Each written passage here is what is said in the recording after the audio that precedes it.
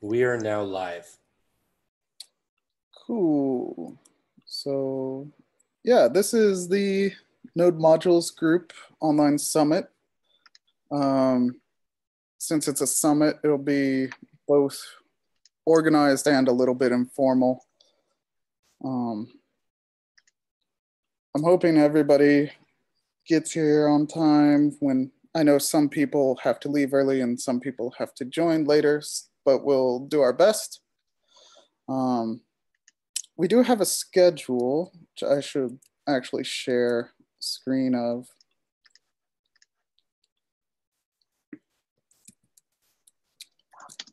Yeah. Is this right? I'm guessing people can see that. But for the first, I guess 45 minutes now, we're just going to kind of talk about the stakeholders, which are us and anybody who's missing, and kind of, I wanted to open up, get people more flowing into discussion so that we're able to interact throughout the day. So for the stakeholders, I'm just kind of wanting to go around through all the participants and kind of express why you're here, what you want to see happen in the future. And if you have any other stakeholders who you are not representing or are missing today, I want to just be sure that we talk about them and what we think that they are desiring, so that we can get a better grasp before we move on to all the topics that we're going to get to the rest of the day. So this will give us a little bit of perspective for all the topics that we're going to get into, and just give us some different angles to view those topics from. I can start just to give example, and then we can kind of move down the list and either raise your hand if you want to go, or I'll end up calling out people. So I'm Bradley Farias. I work at GoDaddy. I've been wandering around this ES module landscape for, I guess, 4-ish years, trying to get stuff organized. My main thing that I really want to see is having modules work, that they work in multiple environments the same way.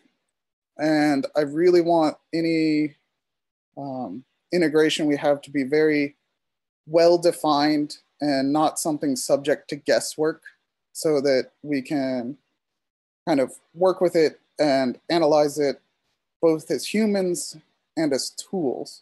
So I want teachability. I want the ability to pick up other people's code and kind of see how that code works without going into great depth, without needing to learn a lot of different topics just to understand what's going on, without needing to learn how the application structure works, and having clear separations of this system, I feel, is the most important thing to me. After spending some time with it in the early days of me looking at ES modules, I was much more a wing it approach to things. And I think having spent so much time, I've changed to a much more conservative approach to how we should approach things. So yeah, is there anybody else who wants to go next?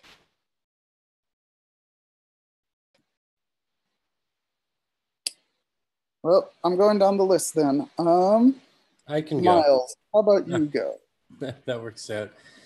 So I'm Miles Borns. I'm a developer advocate at Google, focused on Google Cloud Platform and specifically Node.js. Been with the project for about 2 years. The majority of my work has been focused on testing stability and releases. In the last year, I helped to coordinate what's known as the strategic initiatives. Brad, I don't know if that's something that you could throw up on your screen, but it's just github.com/nodejs/tsc.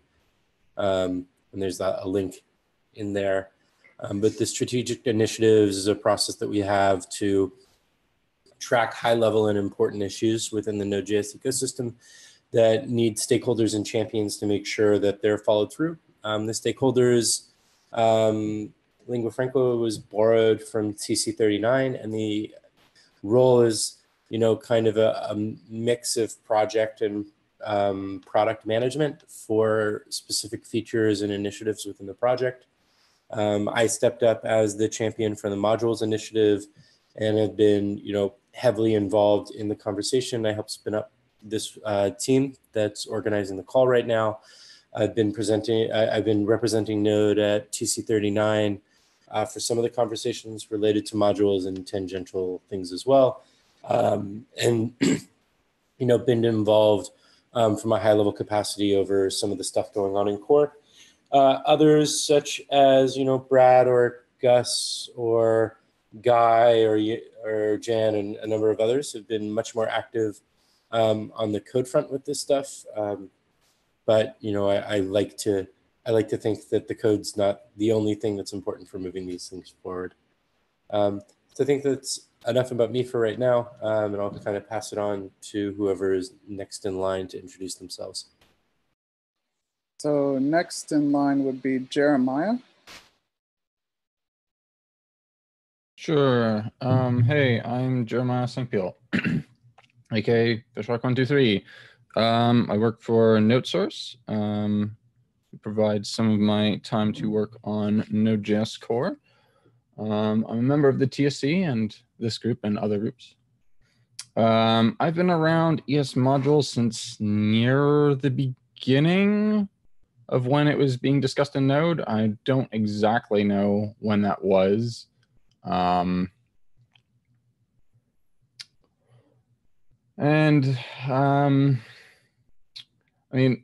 a lot of the things that I'm interested in are how we can work with ES modules with the existing implementations of the existing ecosystem, and also how we can work with the existing ecosystem with the future implementations of ES modules and related things such as WASM. So I care a lot about interop and making sure that things are approachable. Any behavior that we introduce is not confusing as much as possible. Things are easy to use and easy to read when people approach new code, and that things are clear. We don't break all of Node modules. What else? I was around a lot of the earlier discussions about how we might do this in core, various different detection methods. Back when we discussed that without having any real frame of reference like we now do. I think when I started, the spec was, I think the spec was finalized when I came to ES modules, but I'm not sure. And also, I was part of lots of the early discussions for how loading ES modules synchronously or asynchronously in Node might work. I'm still kind of interested in that today, if it is reasonably possible. I think that's everything, or enough. Cool. So next down the list is Gil. Maybe. Yes. No, I'm here. I've been lurking and observing the progress of ES mod. I'm a user, no capacity in Node. I've been lurking and observing ES modules in Node and the browser for the past 4 years, something like that. Writing some articles here and there, doing some presentations, which is where I met Miles. And he invited me to join this. And I said, yeah, why not? And it's been fascinating. Hopefully I can contribute as a user. My main interest is browser and Node interoperability, where you can use the same code, the same ES module code, both in the browser and in Node. That's it. Thank you. Nice. Also, Gil has written several write-ups about things, which are good. Gus, Thank you're you. next on the list. Hello, everyone. I am a student who's just kind of been interested in the whole modular ecosystem. Primarily, I've been looking at implementations and stuff, but being on this team, mostly I've been interested in interoperability and I just kind of in the future, I just want to kind of see the node and browser agreeing on more things. Yeah, I think my other main priority is keeping track of, the new user experience for Node and people who've never used Node before. Whatever we're doing here, it's probably going to change what that looks like, considering, the last 10 years of the internet have been the old system. So, just making sure as we move into the future, everyone knows what's going on. Yeah.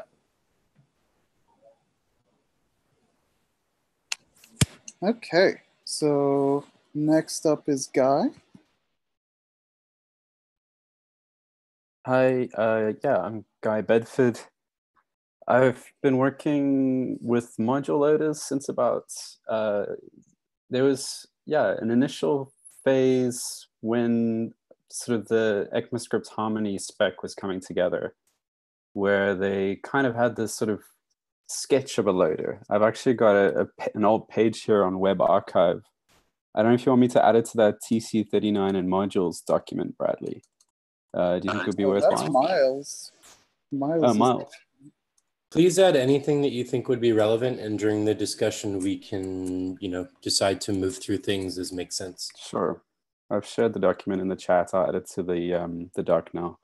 But this was kind of like a super early concept of loaders in how it would integrate into the ES spec. And yeah, back when that was a thing, and that was kind of the idea that we had of a loader, started playing around with polyfilling that in the browser and actually running these use cases of working with the loader. So there's a project, ES Module Loader, started by Adi Osmani back in the day, with Luke Hoban, who's now core on the TypeScript team. He was one of the people who started TypeScript. And he had a kind of a sketch of this loader and sort of picked up from that, built this out further, and then built on top of it System.js, which was kind of experimenting with the original loader hooks that they'd specified in the Strawman spec. And followed that path, since 2013. And built it out into a build tool and a dynamic module loader. And it's getting about, it's a popular NPM project today, but things have moved on and changed quite a bit since then. But mainly just trying to bring the lessons from that to these discussions. And with the same goal, I think, that we all have, trying to get the best implementation we can. That's probably all I want to say. Cool. So next up is Ben Newman. Yeah, can you hear me? You're a little soft, but we can hear you. Okay, I'll get closer to the microphone. I'm the lead maintainer of the Meteor Js framework, and we ship a hybrid CommonJS ECMAScript module system that's based on an implementation of a userland implementation of ECMAScript modules called Rayify that was forked and turned into the ESM module loader that John David Dalton is working on. So I guess my perspective here is that we've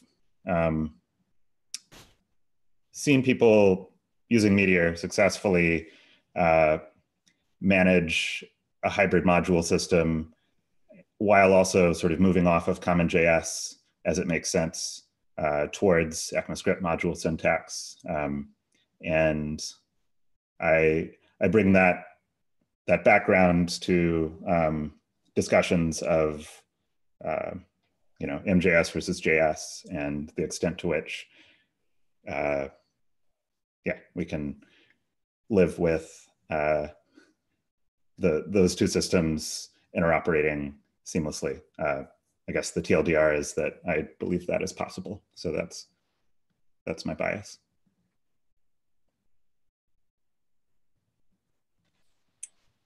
Cool. So next on the list is Hassan.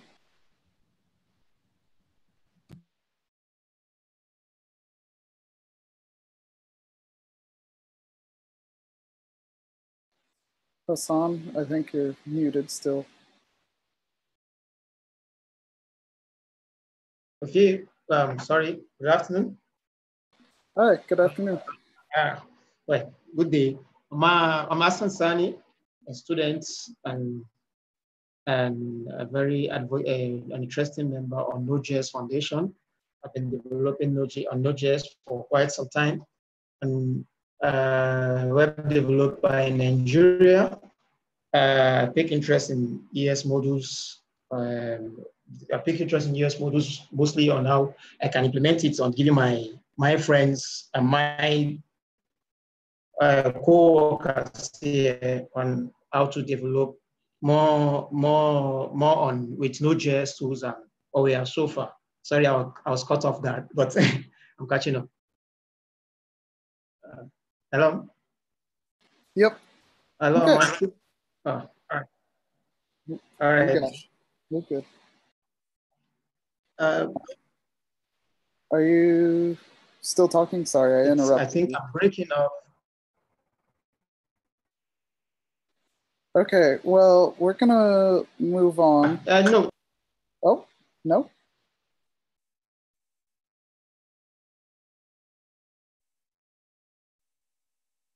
Okay, my network. Yes.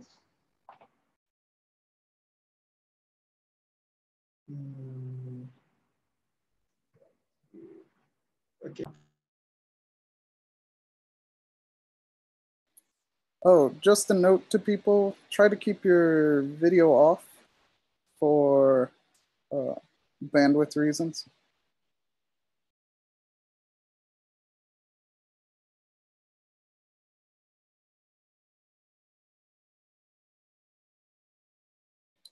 Okay.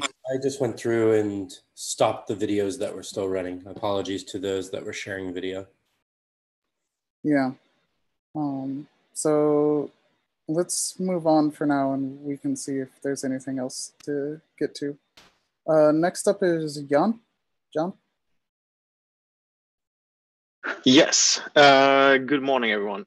So my name is Jan. I work at Groupon, do a lot of developer education and help and support for people working with Node.js at Groupon. So that's also where partially my interest in the module discussion comes from, because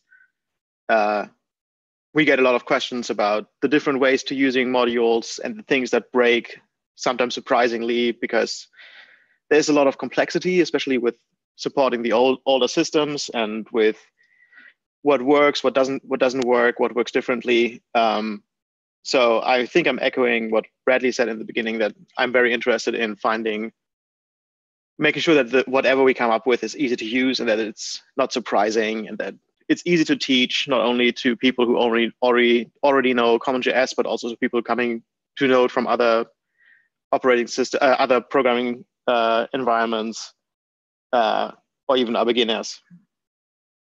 That's me.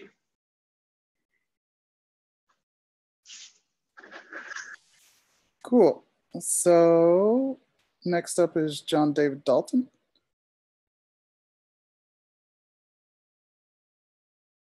Hi, I'm JDD, or John David Dalton.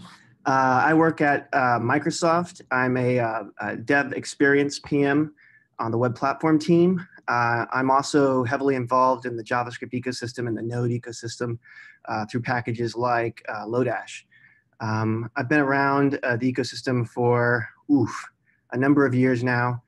And my focus in this group is to try to make sure the ecosystem is represented and the experience that the ecosystem is used to is represented.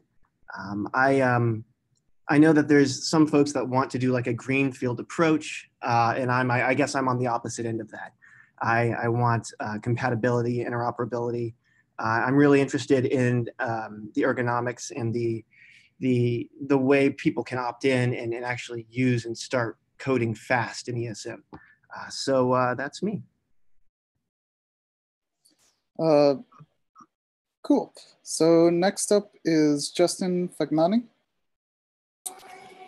Yeah, hi there. I'm Justin Fagnani. I work at Google on the Polymer team, and I'm the TL of the tools team over there. Formerly, I used to be on the Dart team, but don't hold that against me too bad. Let's see, I'm here kind of under invitation to represent kind of the web point of view. So we work on web tooling, and we've been making modules work recently. And so we would really like to have seamless interop between modules on the web and modules on Node, especially considering NPM's kind of prominence as a package manager for the front end. Yeah, personally, I would like to see this shift to modules happen as fast as possible and leave behind the old kind of userland implementations of modules. On Polymer tools, we've recently added module support all throughout our tools. So this includes everything from static analysis to building modules, bundling, on-the-fly transpilation for our dev server and test runner. We've been working on import meta support, dynamic import support, and all that. One interesting thing about our project is that we don't support CommonJS or AMD or any other module format as input right now, and we probably won't. And that we've been in the process of publishing modules to NPM for a little while here, and we're publishing only pure JavaScript standard modules to NPM. We're not publishing any other format. And as far as I know, I think we might be one of the first projects to do that. So we've had to create the tooling to make that all work seamlessly. And also I've been involved in some standards discussions recently. So the most relevant one here is the package name map proposal that Miles and Dominic and a few others from Chrome and I have worked on. This is to bring bare module specifier support to the web in a way that's actually scalable and performant. And we're also working on the HTML modules proposal. So this is a replacement for HTML imports that lets you import an HTML file, mainly to get access to certain pre-declared DOM elements in there, like templates and whatnot for use with web components. Yeah, so that's my story. Nice. Let's see. Next up is Matt DeLeon. Hi, I'm a senior software engineer at a startup called Slice in New York. My primary interest is to not break modules as we build this out, but also to learn and contribute wherever I can, and just make the module implementation as solid as it can be.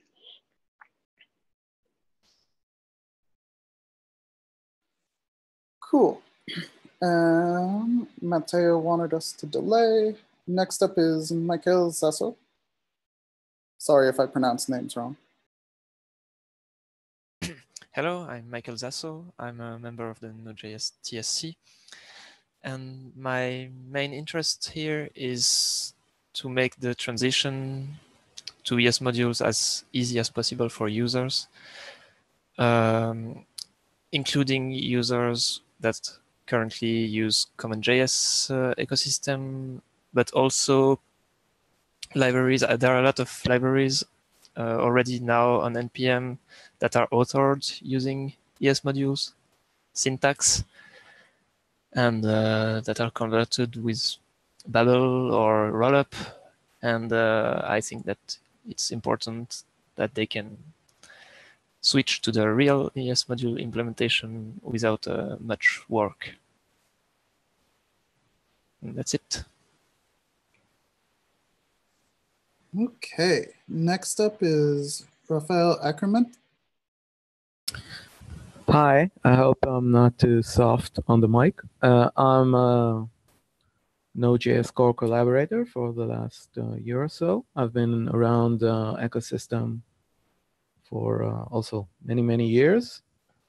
I have a twofold interest.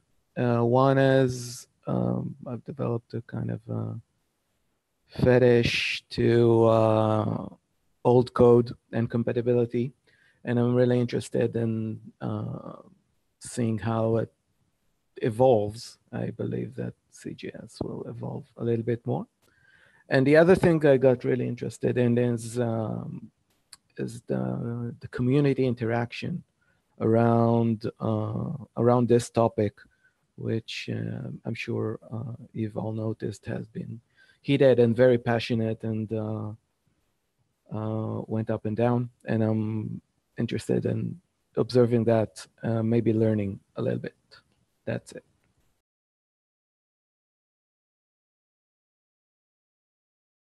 Okay. Looks like Wes Wiggum is up. Hi there. I am a developer on the TypeScript team at Microsoft. And I've been in some way partially responsible for how we emit and type check ES modules for probably a little bit more than 2 years. And that extends to the static analysis of ES modules in VS Code and Visual Studio, not even in TypeScript, but in JavaScript. And my interest lies in, one, making sure that people who have existing modules can continue to receive the same support that they have over the past 2.5 years, but also such that when Node advances what it does so in a way that it can coexist at the same time in an environment where browser dedicated modules exist and these legacy modules that people are transpiling exist and all sorts of other good things.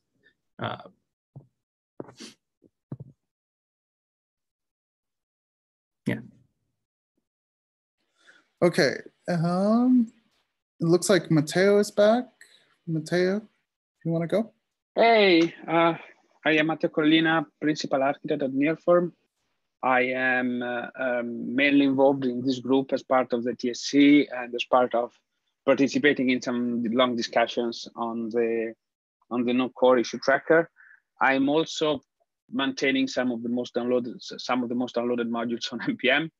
So my main concern in this regard is about the ecosystem impact of what we are adding and the interoperability and the fact that things should be able to run also in the browser if needed. That's me. Oh, I've been using Node for a very long time. So, but I'm somehow new to modules, so I'm more or less listening what you guys are saying. Cool. So we made it through all the participants. Oh, no, we have Jordan. You're just joined, but we're going over the stakeholders. So what you're interested in seeing happen in the future and kind of the reasoning why you're here. If you could Sure. just introduce yourself. So I'm Jordan Harband. I'm on TC39. I maintain NVM, and I've been in and out of the Node ecosystem and the core discussions for a while. I think I would characterize my major priorities as the main one being smooth migration paths for everyone, which means both users who want to evolve to standard modules from whatever they're using, but also users who don't want to be left behind as parts of the ecosystem evolve. So in the same way as when CJS showed up, there were lots of migration paths, whether you were using modules or not. I want to make sure that there are lots of migration paths in both directions, whether you're using standard modules or not. And then I guess the second one is kind of spec compliance and interoperability. If they're making sure that Node and browsers and the specifications all align as closely as possible, just to kind of ensure a consistent ecosystem. That's it. Cool. So we made it through all the participants currently here. We also have stakeholders who may not be here, and I think we should at least discuss the different standards bodies involved, so that we can at least get ready for some discussions where we're going to be discussing, you know, who are we dealing with when we're talking about the web, and who are we dealing with when we're talking about JavaScript, the language, and that kind of stuff. If anybody wants to speak up about kind of TC39 and what we should be looking at when we want to take proposals to them, I can't raise my hand since I'm co-hosting, so yeah, otherwise I can de-co-host you for right now, and I'll just re-co-host before I have to drop, so I'll remain the only host. But I would like to request that if we're going to talk about the TC39 stuff specifically there, especially since we only have 15 minutes left till Gus's talk, that it may make more sense to just wait until my session on the TC39 to dig into that. Well, I just want to talk about like what these bodies are, not what they're doing. Okay, no problem. Fair? Cool. So TC39 is the JavaScript language standards body. Well, they're the committee controlling the standard of ECMA 262, which is what we call JavaScript. And so whenever we're talking about proposals or things going through JavaScript, we're talking about it going through TC39's process. And so what does that mean? TC39 is in control of the grammar of the language, the syntax, and kind of the built-in APIs that aren't provided by web browsers. They're not provided by Node. They're not provided by your Fitbit, whatever. So they're who we need to talk to if we need to change something about the syntax for modules, or if we need to change something about how modules are linked together, generally. On the other side of things, there is the web platform standards. I've got some interaction with them, but Justin, if I could call you out just to talk about what they are in control of, would that be okay?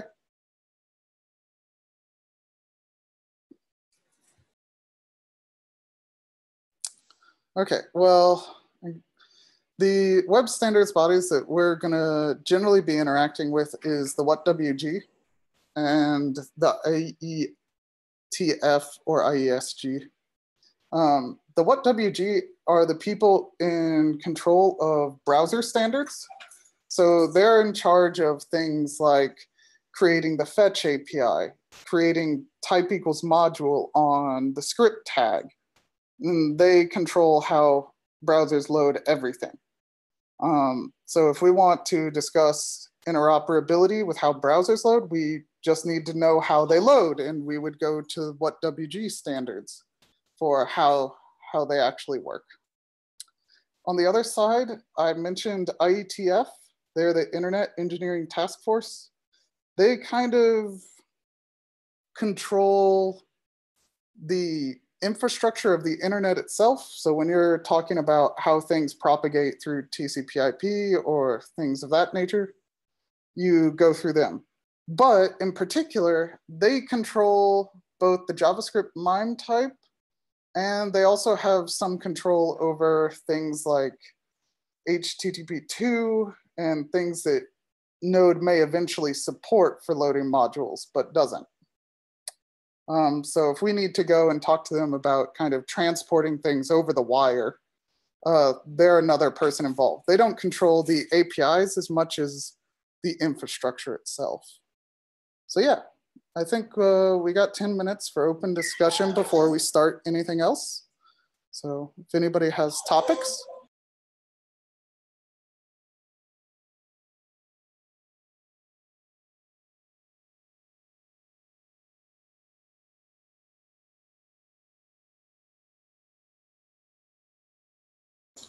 I'll take just a second, since we have a few more people on the call than earlier. I had posted a link. I'm gonna grab it again. Here it is. Let me just paste it for everyone. This is a Google Doc that has potential agenda items for the TC39 discussion. If there's anything on there that doesn't seem correct or anything that's missing that you'd like to add, please add it. We may not have time to get to everything on that doc, but it's just we'll be using to guide the discussion during that session.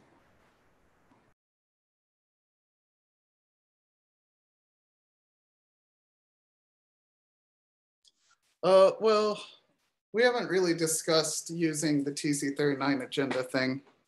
We can discuss that since we've got 10 minutes or so. I can put the link in chat again. Yeah, and could you throw the agenda thing on the screen? I think since we have almost quorum of our group here, it could be a good, this could be a good use of time of just discussing it in case we want to use it in a future meeting.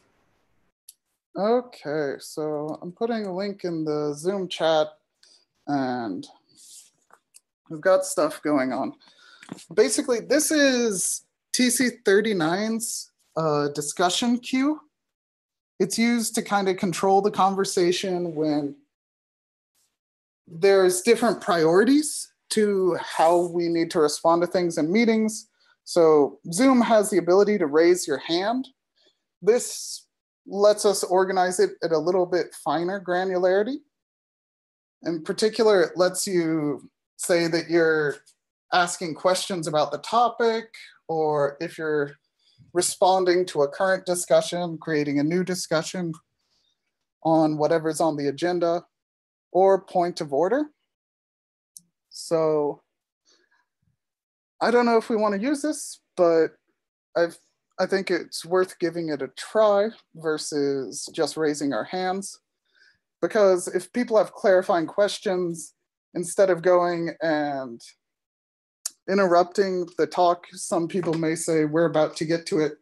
And you can kind of talk about it quicker. You can also kind of control the discussion afterward a little bit better so that people aren't kind of interleaving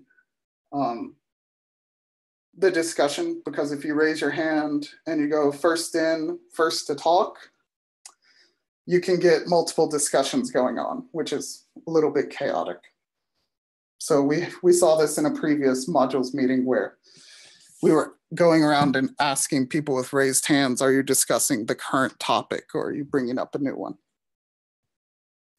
So yeah, so using this, should probably do this. And if people want to like click new topic or clarifying question, point of order, we'll see how it is. So yeah, could just be like tool for, and you'll be put into a queue. I don't know.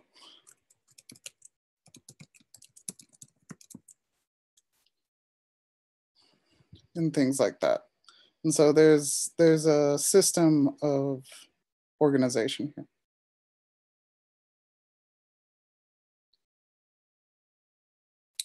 And so people have feelings on using this queue or don't care? Looks good. It seems like a good idea if it works well. The only thing that doesn't work well is the time remaining, which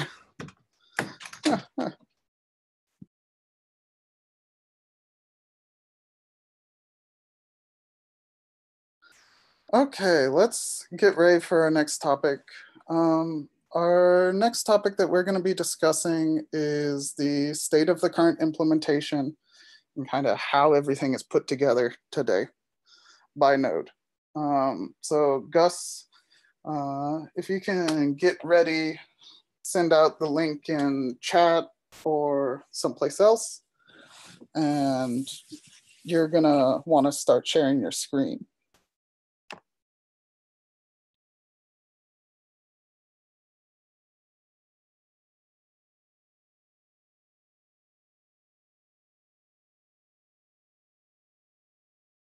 All right, can everyone see this? Yes, I can. All right. Should I start now or? I would say, yeah, you can start now. I feel like we're going to be running short on most things, but we intentionally padded time for discussion. So, yeah. All right. So I will be talking about the loader in node.js core. Yeah. Let's move on.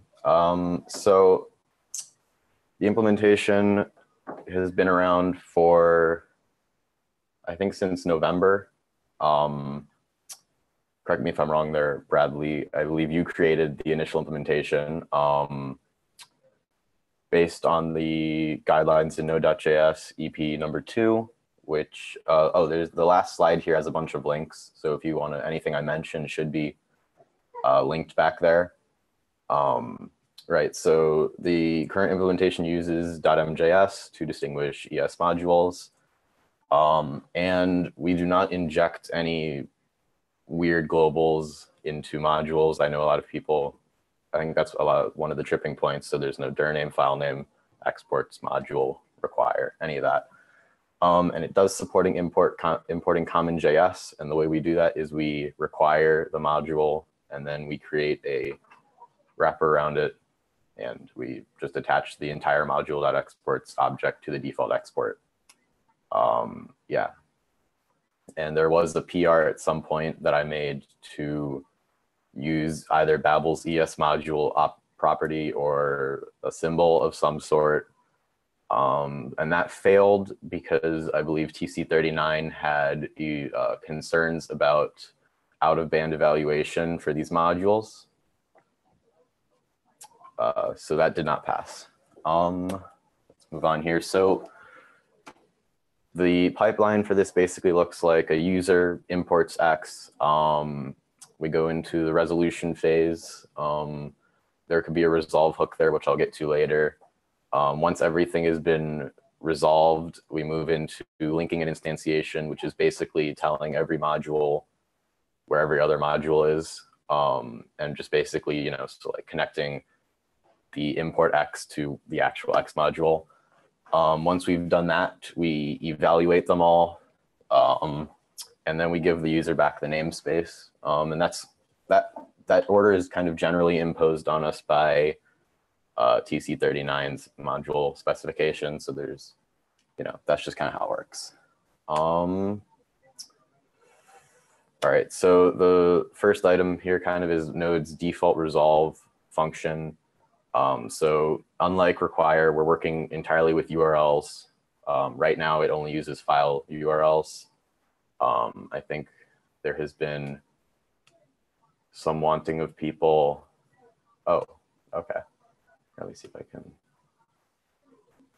Okay, yeah. Well, I mean, sure. I'll get to it after. Well, I'm assuming you don't have to answer those questions immediately. These are just questions that. Yeah. Okay. Yeah, it's fine. So it's based on require.resolve, although a few things are left out, namely node path environment variable and the home path node libraries folder are not used at all. And since it's URLs, there will be some slight differences in behavior. So hello world and hello world there. One of them's got a URL encoded space. And we can do whatever we want with this basically. No one's had problems with the resolver quite yet.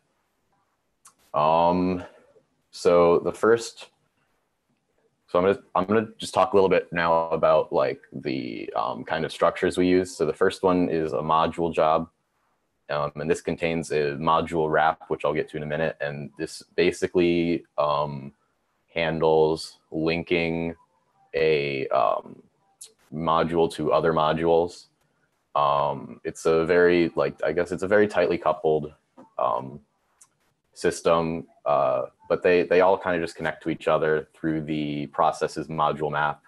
And it also handles Like if the user wants to break at first evaluation, this is where that's handled. And again, we can change this, but it works. And this isn't really where people have been having issues. The next thing is module wrap, which is a JavaScript, like basically exposing V8's module object to JavaScript. So module wrap exports the methods. So like, getting export dependency specifiers for a module. Basically, this is like, I guess our like source text module record holder, I guess. And so it also contains like a really basic map for like each module's map of its imports and exports. So, I mean, basically linking, instantiation, and evaluation, like the order and how they work are, I mean, technically unchangeable. We would have to go to TC39 to change that. And the other thing that I think people have brought up a few times is namespace shape. So these things, once they have created a namespace, it does not change. You cannot add or remove properties from it. And if I remember correctly, and that was a decision that I think the engine implementers really wanted to keep. If anyone knows better about that, please correct me. So next up is, all right, so I just want to show you basically what this looks like. So basically we create a new module wrap. We have the source text and a URL. We link it. So that's basically creating a bunch of functions that return a module wrap at some point. So, in there you can, pull things from the file system, from URLs, wherever those are going to come from. Wait for those all to resolve, instantiate the module, which will also instantiate all the dependencies of this module. We can perform evaluation, and then we can grab the namespace, and 5. So the other main thing that Node uses is this thing called create dynamic module, which is basically 2 module wraps with a lot of live bindings to let us, this is what we use to do like importing JSON, importing common JS modules, importing, Node native add-ons, all of those go through this. And so basically this creates a bunch of stuff behind the scenes, and then we can call into it. So we just give it the exports we want, a URL, and then it calls back with a reflect object, which lets us set the exports. And from there we get a module, which is a module wrap. And so those 2 things together, the module wrap and the create dynamic module, are basically how Node goes from whatever input you have, to linking everything together as actual modules. And so the translators are basically the predefined functions for doing that. And there are 6 of them. We've got ESM, which is standard JavaScript, common JS, built-in, which is like FS, HTTP, crypto, those, JSON, add-on, and dynamic, which is a bit special, and but it's basically a way for users to use create dynamic module. So I just want to show you, this is an example of one of the translators. So you can see it just calls create dynamic module with a default export. We basically convert it to a path name, read it, try to parse it, and set the exports. And the important thing to note about this is the create dynamic module callback is called during evaluation, not before then, which is part of the reason why we were not able to implement named exports for common JS yet, because we would need to know we would need to evaluate the module and get the keys of the exports before we've actually evaluated. Hooks. So I mentioned these way up at the beginning. Right now we have something called resolve hook and the dynamic instantiate hook. And I mean, we can introduce and remove basically any of the hooks we want. This is a really wiggly part. I think Bradley has been the most vocal here in talking about like independence and the integrity of the module map. We don't want to have a require.cache thing on our hands for a second time. But yeah, so there's a lot of opportunity here for tooling, APM, etc. So the resolve hook, basically, you have a resolve function. This is like a file you would call. Node would load this file before it loads your code. So basically, it calls resolve, and you can give it back a URL, and a format. The formats go back to the translators.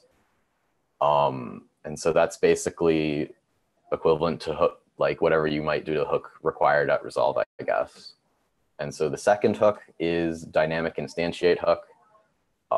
And this basically, you give it exports and you give it an execute method, which has an exports object. And it's basically just a controlled version of create dynamic module. And so, yeah, and that's basically it for that. So I think when we're talking about like MJS and, interoperability and, how we'll, can we require CommonJS from ESM and all that, that's all basically translator and hook behavior at that point. Most of the other stuff kind of works fine for the implementation. So changing these functions, like the example translators, like it's not as big of a deal. Like we have a lot of room to work with this stuff. So don't feel afraid to think outside the box and think, what can we do with this? Related features, import.meta, it works. I haven't heard anything about JS context in a long time, and that's great. Currently does not have require on it. I know people want to do that. We have not done that yet.